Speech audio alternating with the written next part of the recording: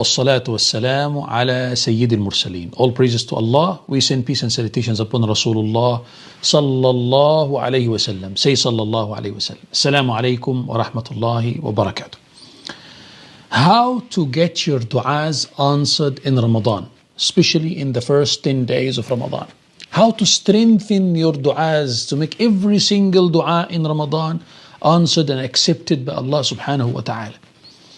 We know, of course, the Prophet ﷺ stated that لِلصَّائِمِ دَعْوَةٌ لَا تُرَدْ. A fasting person has a dua that is not rejected by Allah subhanahu wa ta'ala. And I personally know a lot of people, a lot of Muslims who called unto Allah Azza wa Jal and performed dua in the month of Ramadan, and the next Ramadan wouldn't come until, alhamdulillah, Allah subhanahu wa ta'ala accomplished for them all what they asked Allah for in the previous Ramadan.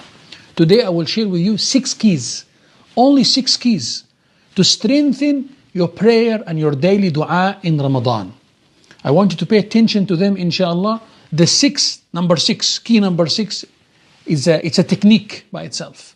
It's one of the ways, inshallah, and it's authentic way, according to authentic hadith of Rasulullah sallallahu alaihi wasallam, it will help you greatly to let every single dua that you're going to make in Ramadan, inshallah, especially in the first 10 days of Ramadan, Allah subhanahu wa ta'ala will answer your daily dua in Ramadan. So pay attention, listen carefully. I ask Allah subhanahu wa ta'ala to accept from us and to grant us the understanding. Before we start, I'm just reminding you, don't forget to interact with this video in any way, like, share, subscribe, hype, comment, to spread Islamic content and to support our Islamic channel. I ask Allah subhanahu wa ta'ala to grant us the understanding. Starting with the first one. I want you to pay attention, ikhwah. The first key to get your dua answered by Allah in the month of Ramadan, let the dua come deep from your heart. What comes from the heart, comes out from the heart, it will reach to the heaven immediately.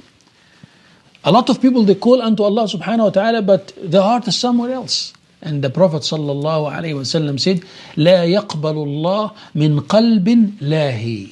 Allah will not accept the dua of someone whose heart is absent. You say, Ya Rabb, Ya Allah, and he is thinking of the food and thinking of the business and thinking of different things. When you call, I'm focused, I'm talking to my Rabb. Every single word that I say, I mean it. And this is why I highly encourage that you call unto Allah subhanahu wa ta'ala in your language. If you don't understand the Arabic phrases, whatever you're reciting, don't just recite while you don't understand nothing. If you're going to learn the Arabic language, the Arabic dua, the Quranic dua, the Masnoon dua, the dua from the Sunnah, and then you're going to learn the meanings, and when you're reciting the prayers, the supplications, you understand it, excellent, good. If you're not going to do that, or you don't have that capacity, read the dua in your own language. Let it come deep from your heart.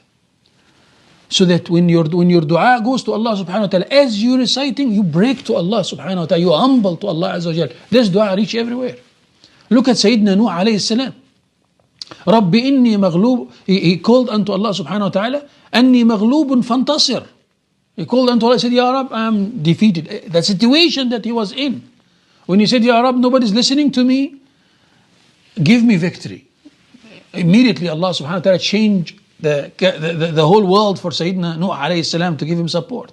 Why? Because the dua came deep from the heart. When you call unto Allah subhanahu wa ta'ala, part of that, to let your dua come deep from the heart, express your situation. Listen to this key very well.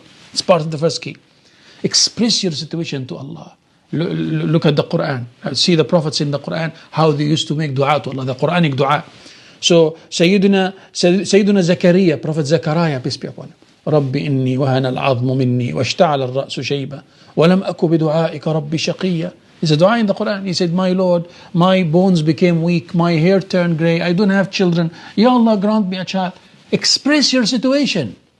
When you call unto Allah, express your situation. Why? Because the expressing of the situation will let your heart humble, will let you break yourself to Allah, will connect you to Allah. Don't say, oh, but Allah knows my situation.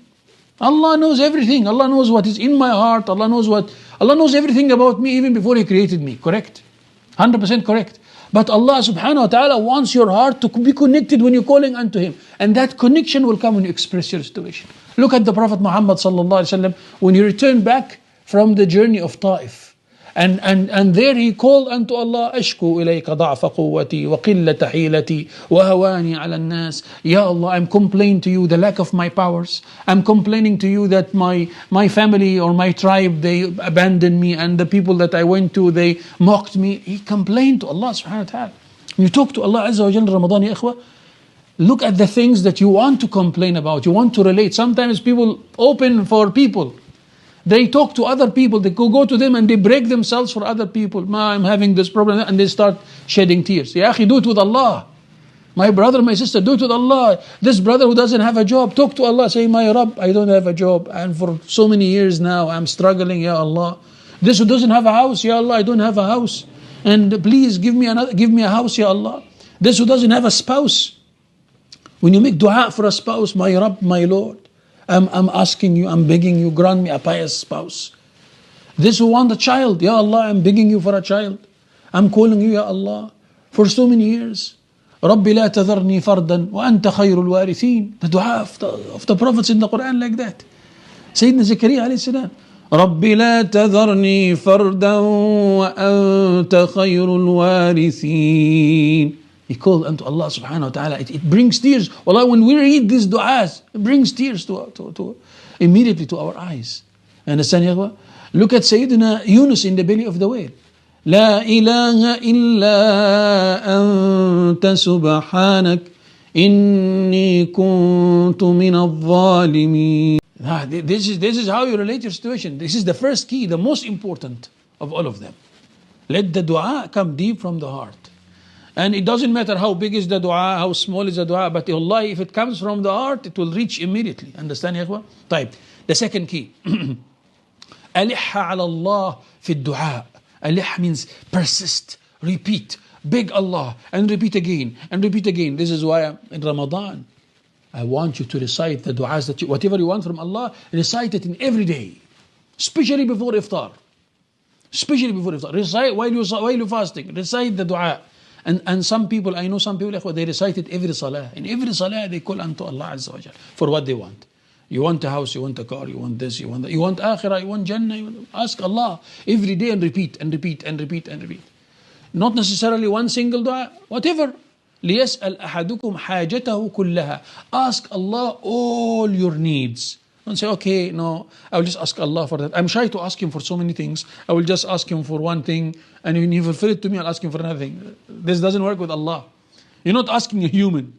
And if you ask Him so much, He's going to be sad or angry with you. No, you're asking Allah. Ask Allah for anything. Ya Allah, I want this, I want this, I want this, I want that. Ask Allah. Dunya, worldly things, and akhirah things. Pray to Allah for anything. Your dua should be inclusive and comprehensive. Understand, ya ikhwan? طيب. So, alih ala Allah. Alih means that you persist. And you repeat, and you repeat, and you ask, and you ask. Never lose hope. Shaitan wants you to lose hope. Allah is testing you. Allah Azza wa Jal is testing you to testing your iman. Will you lose hope after 10 times, after 5 times, after 15 times? Call unto Allah, leave it to Allah. Previously we spoke about tawakkul ala Allah, and tawakkul, I rely upon Allah, I called unto Allah, I leave it to I trust Allah.